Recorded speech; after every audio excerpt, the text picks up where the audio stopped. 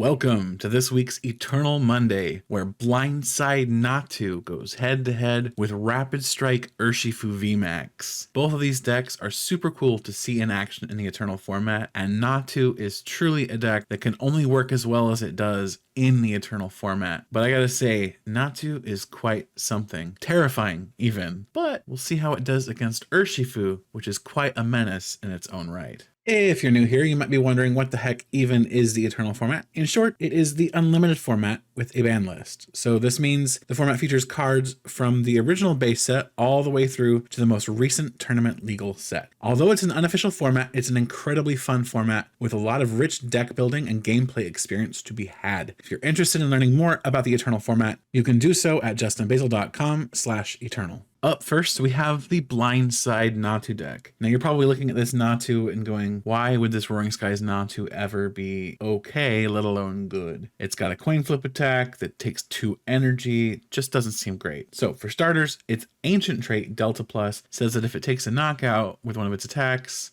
or an attack it uses more precisely, it gets to take an additional prize card. So the coin flip attack doesn't necessarily have to be the way that we take that knockout. And the way Blindside Natu works is it uses the Blindside TM from one of our recent Scarlet and Violet sets to be the attack that Natu is using. So you're going to pair that up with Crobat G and its Flash Bite Poke Power that says once during your turn when you put Crobat G from your hand onto your bench, you may put a damage counter on one of your opponent's Pokemon. So that gets your damage counter on their Pokemon. And a lot of times in Eternal format, decks have very squishy support Pokemon. Decks tend toward using lower HP single prize support Pokemon instead of their bulkier multi-prize counterparts. So for example, a lot of times in a deck you'll see a Lapras from Legend Maker instead of something like Tapu Lele GX. But this means that they have a lot of squishy vulnerable Pokemon in play. So you hit them with Flash Bite, take a little bit of their HP away, and then snipe them with Blindside for 100 damage. Now if they don't manage to have Bench Barrier in play fast enough, or if that Pokemon happens to be the active Pokemon, that Pokemon's going to be knocked out, and instead of giving up just 1 prize card, it'll give up 2. This gets even crazier when you start sniping 2 prizers to get 3 prizes or 3 prizers to get 4. It takes a little bit of setup, but once it's done, it's pretty terrifying. The deck runs double colorless energy to help power up Natu's Blindside TM, and it also has Dimension Valley to reduce the attack cost of Blindside by 1 energy. Aside from that, you have Green's Exploration to help you find the cards you're after, including something like Echoing Horn that will give you access to put a squishy Pokemon from your opponent's discard pile back into play so that it can be once again sniped by Technical Machine Blindside. Basically, this bird is scary. Up next, we have Rapid Strike Urshifu VMAX. Its strategy should be fairly familiar to anyone who's played Standard in the last few years. You do big damage, you snipe the squishy things, fairly straightforward. This deck is built a little differently than the standard format version of Rapid Strike Urshifu VMAX. You're going to be drawing a lot of cards with Claydol's Cosmic Power. You're going to be shutting off any bench protection Pokemon that your opponent would have in play with Alolan Muck's Power of Alchemy, and you're going to be using Green's Exploration prior to putting Muck into play to get cards that you might want, like Lost City, for example. Green's Exploration gives you access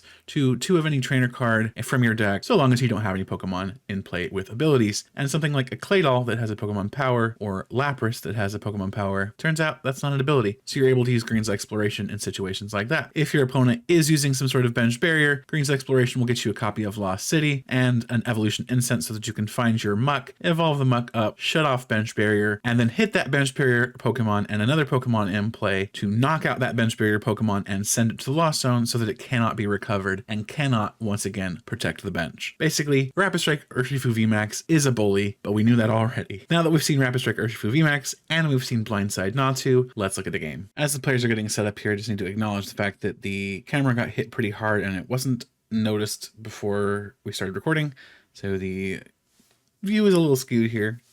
We do have the Natu player here on the left set up already, waiting for a mulligan. On the Rapid Strike Urshifu player's side, we are going to see another mulligan, so got a couple extra draws for Natu. Not horrible, except that Lapras start is pretty rough.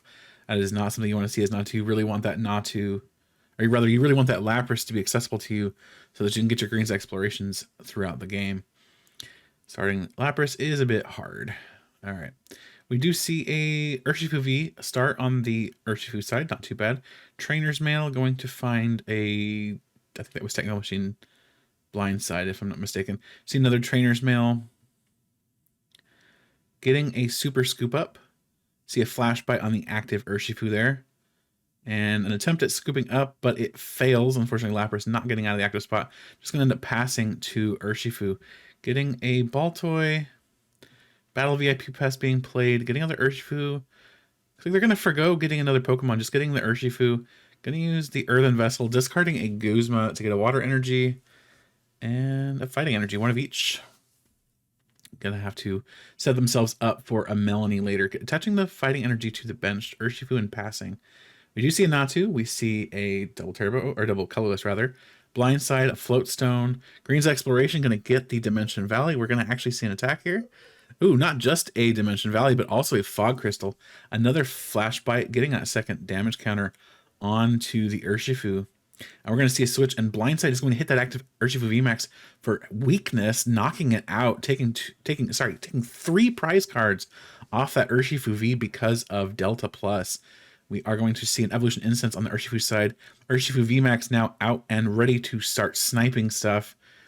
Green's Exploration getting a Field Blower and a Forest Sealstone. Forest Sealstone going to be pretty instrumental to guaranteeing a follow-up here after that energy is discarded. Let's see here. Going to see a Cosmic Power on that Claydol, drawing 3 additional cards. Quick Ball is going to discard the Claydol there to get another Urshifu into play. I have to imagine we want to keep that set up for next turn just in case Urshifu gets knocked out.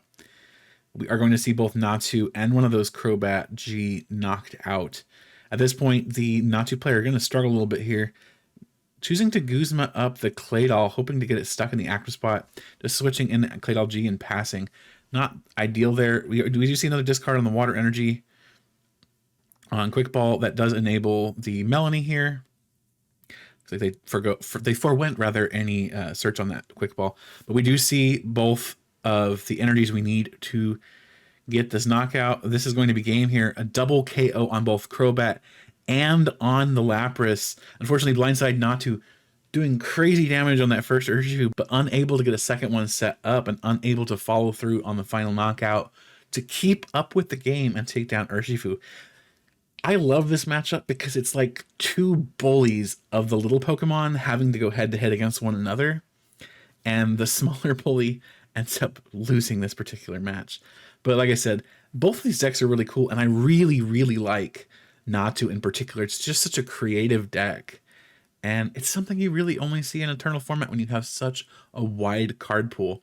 Something like this isn't possible when the Pokemon that you would need to use to set up something like this have abilities, right? If you have like Galarian Zigzagoon, very similar to Flash Bite, but because it's an ability, if you have Muck in play, it just doesn't do what it's supposed to. But if you have a Pokemon Power or a Poke Power, like the Crobat G does, suddenly your possibilities are endless. Super, super cool. I hope you enjoyed today's game. I know I sure did. And if you happen to find yourself in the San Antonio area on February 10th, you can join us at Dragon's Lair at Alamo Ranch for the next in real life Eternal format tournament. Deck validation and registration begins at 11, with round 1 to start at approximately noon. As always, thank you for watching. I'll see you in the next video.